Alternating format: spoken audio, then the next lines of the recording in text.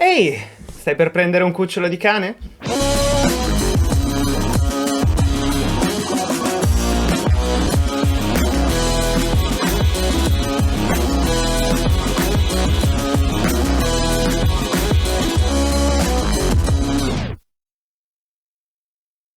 Ciao ragazzi, benvenuti in questo nuovo video. Riempite di like, condividete e commentate.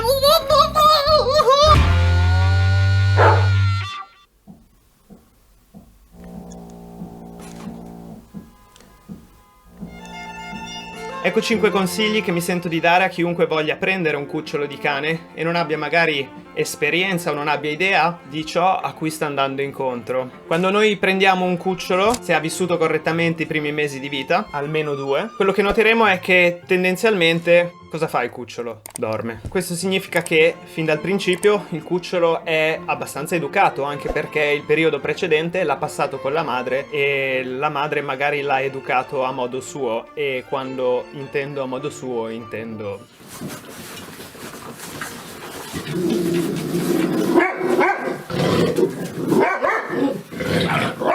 quindi arrivando da questa situazione piomba in casa nostra e noi commettiamo generalmente nella prima settimana determinati errori che portano il cane in futuro poi a sviluppare dei comportamenti che insomma diciamo vorremmo evitare, perché tutti noi vogliamo un cane che sia libero e felice, però allo stesso tempo obbediente e privo di disturbi del comportamento, che sia aggressività eccetera eccetera eccetera. Il primo errore generalmente è di partire appunto impreparati, di non esserci informati prima su ciò a cui potremmo andare incontro e di prendere un cane spensieratamente. Ti faccio fare un ragionamento: prima di guidare l'automobile e di diventare un pericolo pubblico devi fare una patente, giusto? Perché la patente ti insegna il codice della strada e come comportarti, onde evitare di mettere nel pericolo te stesso ma anche gli altri. Col cane dovrebbe essere la stessa cosa, non c'è una legge che impone un patentino, siamo noi che però dobbiamo essere coscienti e informarci possibilmente prima. Io quando faccio questi video spero sempre di intercettare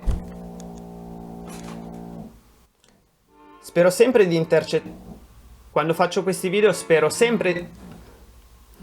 Posto? È da 2 settimane che è così la situazione, raga, non ce la faccio più. Lo vedi come sto? Lo vedi come sto? La mia speranza è quella di intercettare persone che ancora il cane non ce l'hanno, dei futuri proprietari, questo sto cercando di dire. Quindi se stai per prendere un cane non commettere l'errore di partire impreparato. Il secondo errore, troppe attenzioni. Riempire d'attenzioni il cane, tenerlo sempre al centro dell'attenzione perché è una novità e quindi essendo una novità è difficile distogliere lo sguardo. Dobbiamo impegnarci perché il risultato poi è che abbiamo un cane sempre eccitato che non dorme più. Quindi se hai un cucciolo da una settimana,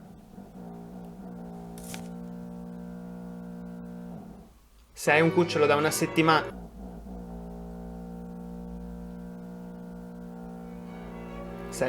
una settimana e già abbaia, si muove freneticamente, non sta fermo un secondo, è proprio dovuto al fatto che lo riempi di attenzioni anche quando lui è eccitato e in realtà dovrebbe stare a dormire. Terzo errore fondamentale, questo dipende anche dal fatto che i cani vengono ceduti non vaccinati, ok? Che devono fare il secondo vaccino e quindi vi dicono di non uscire assolutamente. Cosa succede in questa settimana, 2, in cui il cane non è vaccinato? Che impara a fare i bisogni in casa perché non esce. Quindi il consiglio che io vi darei, in base alle vostre possibilità, è di portarlo fuori spesso, perché molte volte il cane impara a fare i bisogni in casa perché non esce a sufficienza. Quindi mi sento assolutamente di raccomandarvi di uscire il più possibile, se avete la possibilità ovviamente. Se il cane non è vaccinato potete anche aspettare che lui abbia 3 mesi a prenderlo, non dovete prenderlo al 61esimo giorno per forza.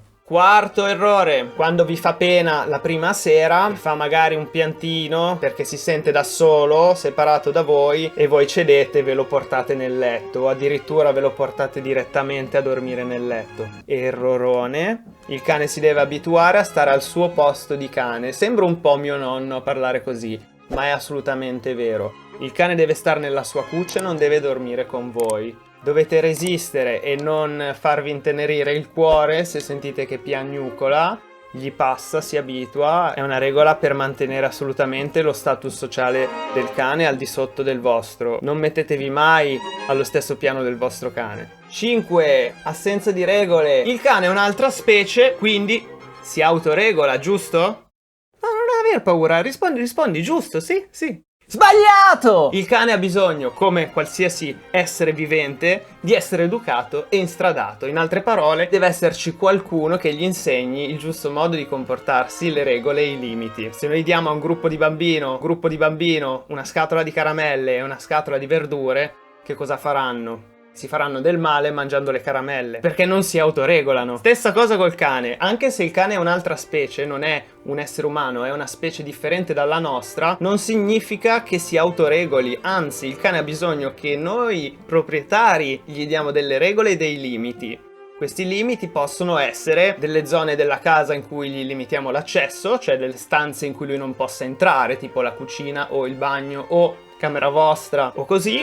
Quindi informatevi prima di prendere il cucciolo o il cane, anche se è adulto, non importa. Fate dei corsi, non lo so, rivolgetevi a dei professionisti, fate ricerche, leggete. Non riempiteli di attenzioni dal giorno 1, dosate il vostro affetto perché rischiate poi di creare un demone. Lasciateli dormire, non eccitateli, teneteli tranquilli perché lo sono già. Cercate di uscire frequentemente onde evitare che imparino a fare i bisogni in casa, li portate fuori, li premiate fuori quando fanno i bisogni fuori. Non dormiteci assieme, limitate le zone della casa e non viziatelo generalmente, ok? Adesso vado a tagliarmi la barba, va bene?